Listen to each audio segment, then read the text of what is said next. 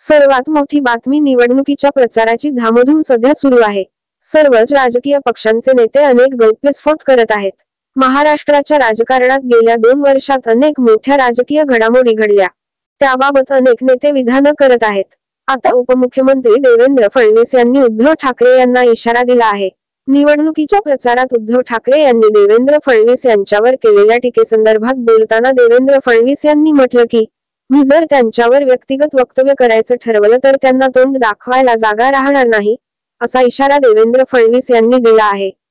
या लोकसभा निवडणुकीमध्ये पंतप्रधान मोदींनी महाराष्ट्रात अनेक सभा घेतल्या. या संदर्भात बोलताना देवेंद्र फडणवीस म्हणाले, मुंबई हा शिवसेना बाळासाहेब ठाकरे आणि भारतीय जनता पार्टीचा बालेकिल्ला आहे. उद्धव ठाकरे यांचा बालेकिल्ला नाही. आम्ही हे वारंवार दाखवून दिलं आहे. मुंबईने नेहमीच भाजपा आणि महायुतीला साथ दिली आहे. आम्ही 2014 पंतप्रधान मोदी यांच्या मुंबईत 2 सभा केल्या होत्या. मात्र यावेळी आम्ही 1 सभा आणि 1 रोड शो केला. त्यामुळे मोदी यांना महाराष्ट्रात पुन्हा पुन्हा यावं लागतंय असं काहीही नाही.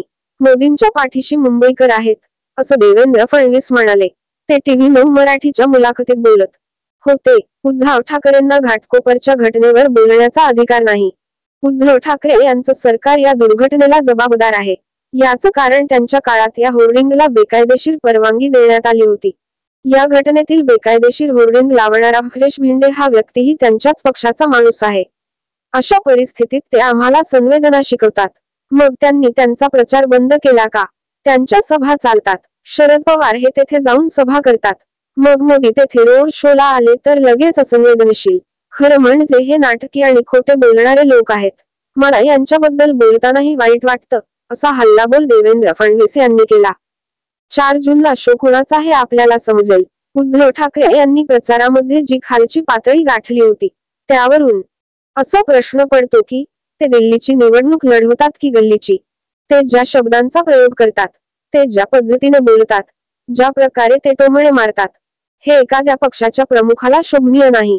त्यांनी माझ्यावर व्यक्तिगत टीका केली, मात्र तरीही मला काहीही फरक पडत नाही. त्यांनी कितीही व्यक्तिगत टीका केली तरी ते काय आहेत आणि मी काय आहे, हे महाराष्ट्राच्या जनतेला माहिती आहे. मी जर त्यांच्यावर व्यक्तिगत वक्तव्य करायचं ठरवलं तर त्यांना तोंड दाखवायला जागा राहणार नाही. मात्र मी असं करत नाही, कारण मी महाराष्ट्रातील एक प्रमुख हेत आहे. त्यामुळे मी माझा एक स्तर ठेवला आहे, असं देवेंद्र फडणवीस म्हणाले.